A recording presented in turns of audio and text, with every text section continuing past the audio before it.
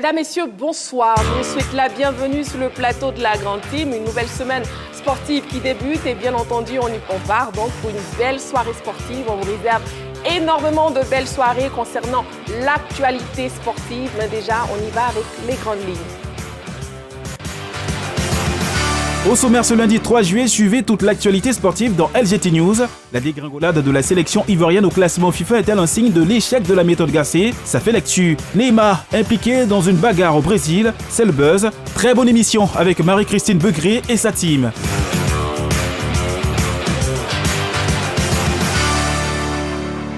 Ce soir, on parlera donc basket et on parlera évidemment football. La question LGT de ce soir, la dégringolade de la sélection ivoirienne au classement FIFA, est-elle un signe de l'échec de la méthode Gasset? Vous pouvez donc nous appeler au 27 21 59 93 99 ou écrivez-nous sur la page Facebook de la 3. C'est une page qui vous appartient. On a bien envie de voir toutes vos réactions. On démarre véritablement avec LGT News.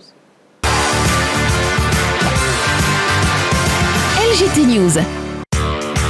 Débutons ce LGT News avec du basketball. Afro-CAN 2023, la Côte d'Ivoire décroche son ticket. La sélection nationale disputera l'Afro-CAN 2023 prévu du 8 au 16 août à Luanda en Angola. Les éléphants ont composté leur qualification ce dimanche 2 juillet au Palais des Sports de Trècheville à Abidjan. Dans le troisième match du tournoi qualificatif, les hommes de Dokone ont dominé les D-Tigers du Nigeria 74-65, réalisant ainsi un parcours sans faute après les succès devant les Cheetahs du Bénin 74-59 et le Sili national de Guinée 88-64.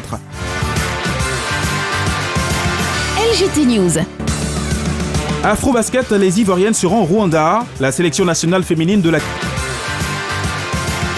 LGT News. Bon, Neymar qui fait parler de lui aussi en dehors du terrain, il est impliqué, paraît-il, dans une altercation en boîte de nuit. Bon, on regarde cet élément et on en parle après.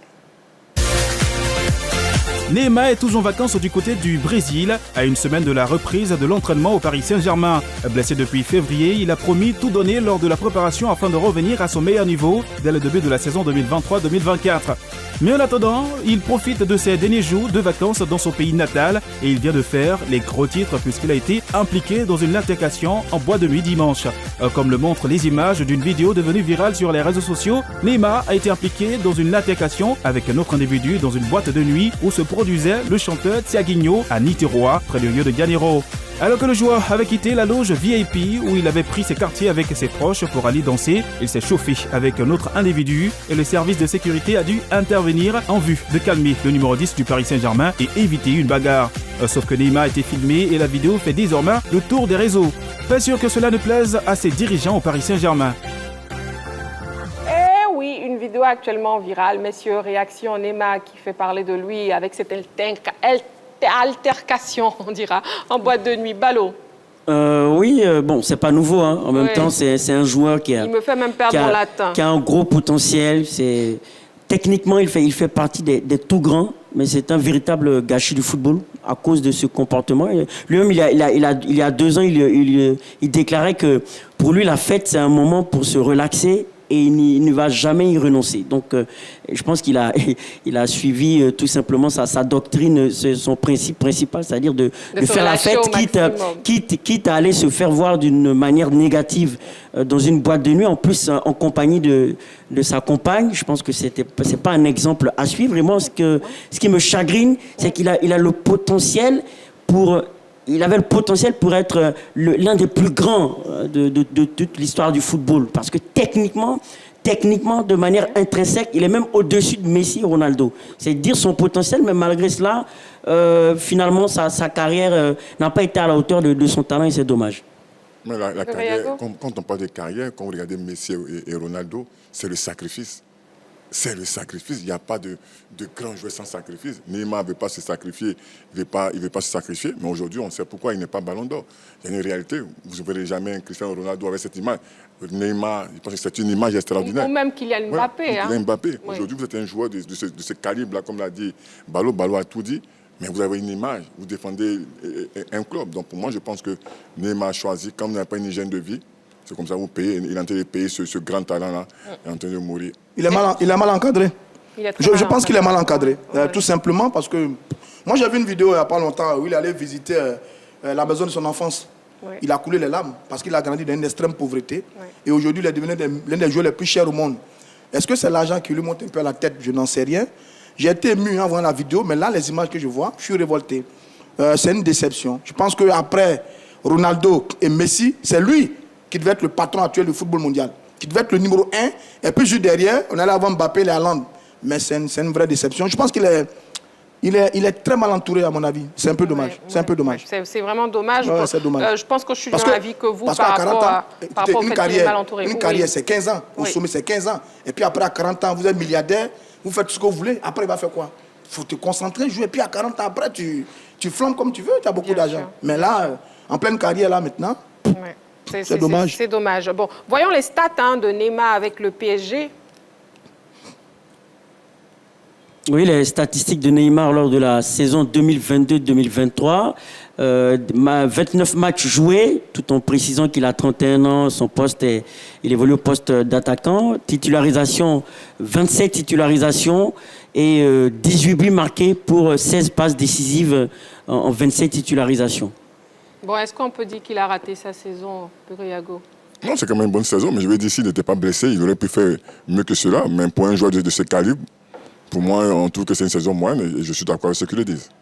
Ce n'est pas ce type de saison qu'on attend de Neymar. C'est clair, voilà. Ce qu'on attend de Neymar, voilà. Donc on peut dire qu'il a raté quand même sa saison. C'est faire ce que Haaland a fait cette saison avec Manchester City. Ouais. C'est exactement ça qu'on attend de lui. Un tel génie, une telle facilité de dribble, compte orienté, fin de décor, vision de jeu, passe, etc. Il est tellement doué que, bon, quand on voit ça, si vous prenez par exemple le championnat, la Ligue des Champions, la Coupe de France, il n'a que ce nombre de matchs. C'est pas une superbe saison, en réalité. En tout cas, pour Neymar, c'est pas une superbe saison, ça. Du tout. Quand on connaît l'homme, franchement, c'est pas une superbe saison. Il vaut beaucoup mieux. Effectivement. Bon, messieurs, dernière période de notre émission. On passe au tir au but maintenant. Et pourquoi pas jouer? Si on joue un tout petit peu pour terminer le premier jour de la semaine en beauté. Vous savez quoi, le sujet du plus calé de ce soir? Eh bien, c'est Neymar. Ah, d'accord, c'est beau ça. Donc, on y va. On passe au plus calé.